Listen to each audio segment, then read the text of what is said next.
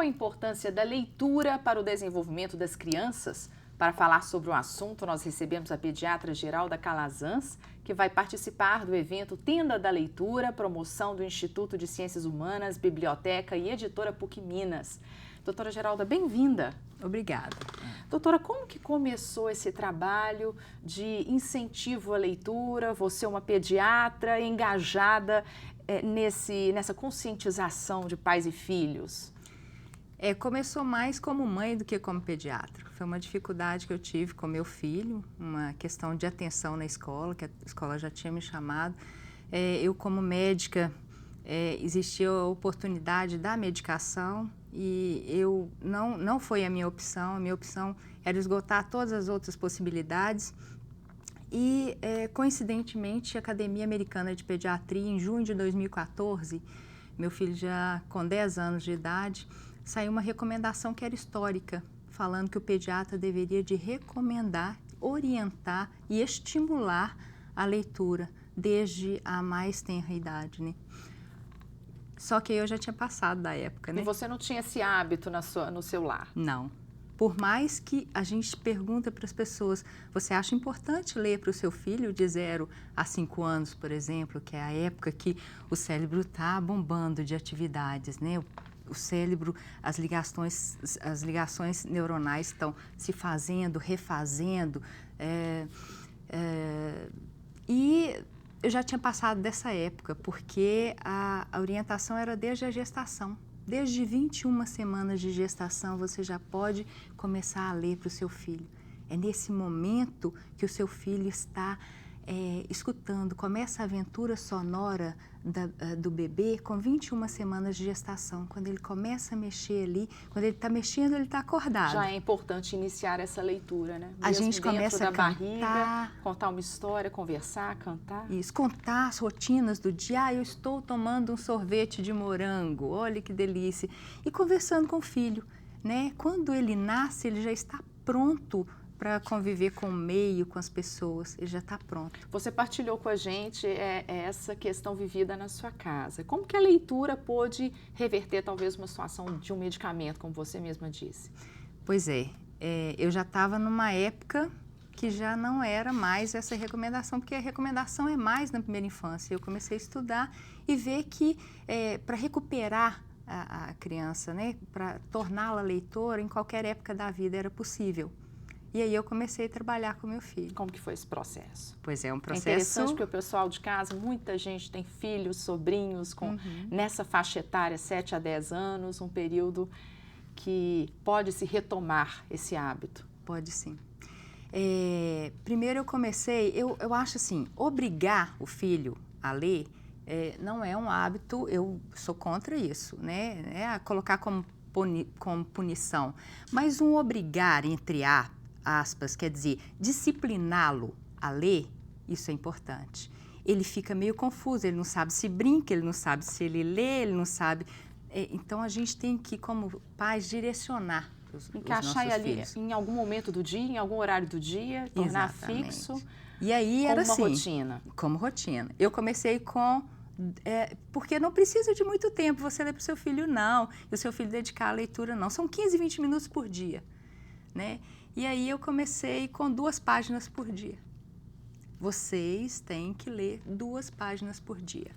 De que forma que essa leitura contribui para o desenvolvimento social, emocional e cognitivo da criança?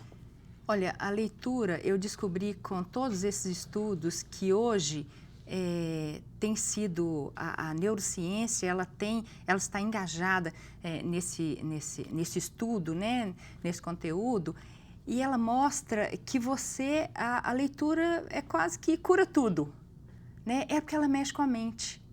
E mexer com a mente é mexer com tudo, né?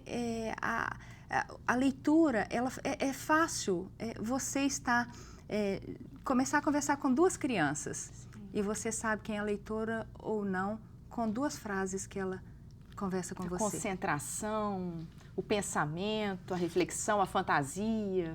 A fantasia, o modo, o raciocínio lógico, o tempo, né? E até o vocabulário com o tempo também. O vocabulário. Se torna outro. Com certeza, com certeza. Então, assim, a leitura, ela fez a modificação na vida do meu filho.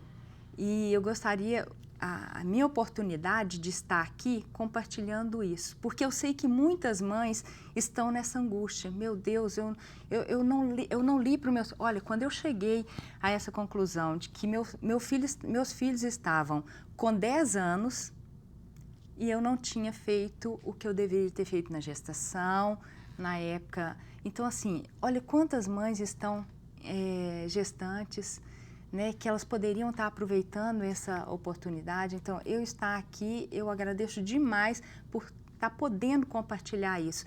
E aí eu cheguei à conclusão, olha só, meu filho estava, quando eu comecei, hoje ele está com 11 anos, ele estava com 9 para 10 anos. Nessa época, a gente não consegue embutir muito, assim, as vontades da gente para o filho, né? Já tem vontade própria. Né? Por isso que as coisas têm que ser devagar. Agora, num mundo, por exemplo, onde a tecnologia hoje quase que predomina, se a gente permitir, ela invade o iPad, enfim, as crianças têm acesso muito rápido aos smartphones, aos iPads, enfim, um videogame, e os pais muitas vezes deixam na babá eletrônica, se ausentam, e o filho tem esse aprendizado sozinho.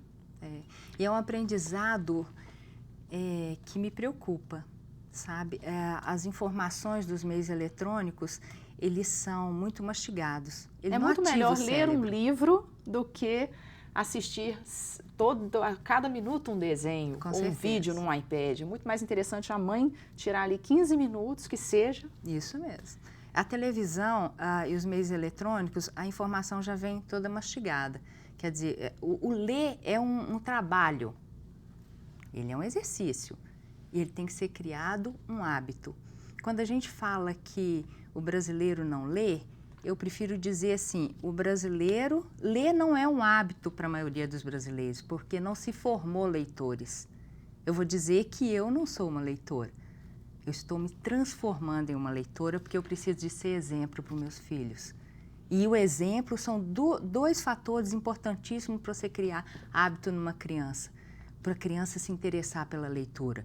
É o exemplo e a curiosidade. As crianças precisam ver os pais lendo também, é importante? Todos os dias. Como a gente chega, às vezes, chega e liga a televisão, chega e lê um livro. Muda essa rotina, sabe? Ou alterna inicialmente para começar esse trabalho, pode ser uma dica. Com certeza. A gente não tem como retirar o filho do meio eletrônico.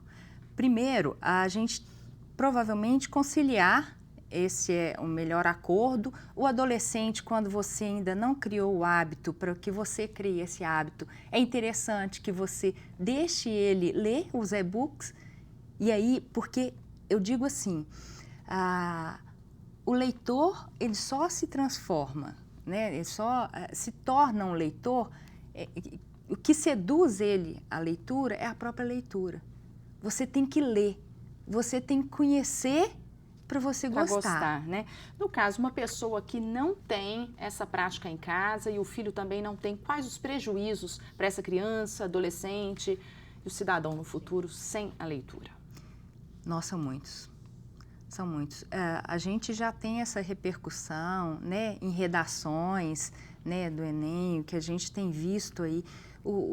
A criança está chegando na época da adolescência, no ensino médio, sem saber se expressar direito, né? Hoje, os meios eletrônicos, eles restringem a linguagem, né? A linguagem do livro, ela é diferente da linguagem falada. Então, você lê uma história para o seu filho, mesmo que seja a história mais simples do mundo, ela tem um maior repertório em vocabulário do que a língua falada. Porque a leitura de um livro, eu falo assim, o bebê, ele lê com os ouvidos. Sim. Não importa a palavra que você está lendo, importa a musicalidade da fala. Né? Interpretar. A voz, ela tem que ser aquela voz que ri, que grita, que brinca. Essa voz, ela tem que ser divertida. É isso que importa na contação de histórias. Doutora, você vai estar na Tenda da Leitura no dia 27. Sim, sim. Como que vai ser esse trabalho? Nossa, Eu achei fantástico, primeiro, eu ter conhecido o professor Bonifácio, né, que é uma pessoa que vale a pena. Da PUC Minas. Da PUC Minas, lá do museu. Ele é uma pessoa que vale a pena conhecer, porque quando você chega e coloquei a proposta para ele, vamos fazer algum evento e que a gente coloque o livro no cenário da criança. O que a gente precisa de fazer é isso. Colocar o livro no cenário da criança. A criança precisa de estar com o livro na mão. Hoje em dia, a gente vê várias reportagens na televisão que o menino queria uma biblioteca em casa. O menino queria uma...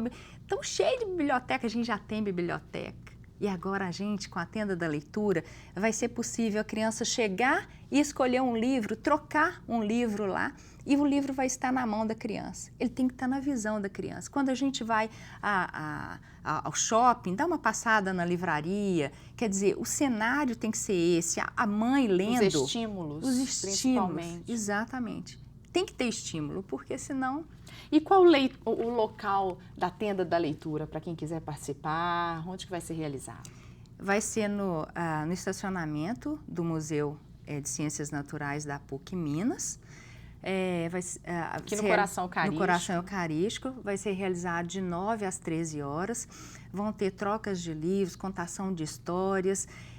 E algo diferente vai ser eu como pediatra e algumas pediatras amigas, alguns pediatras amigos que se disponibilizaram, se dispuseram a estar junto com a gente lá, orientando os pais. Porque os pais, é importante ler, mas que livro que eu leio? Como que eu leio para uma criança, para um bebezinho? Como é que acontece isso? A gente vai estar orientando. Uma excelente oportunidade para os pais, então, no dia 27. Muito obrigada pela sua presença e sucesso com a Tenda da Leitura. Obrigada a você. O Horizonte Notícia Entrevista termina por aqui. Até o próximo programa.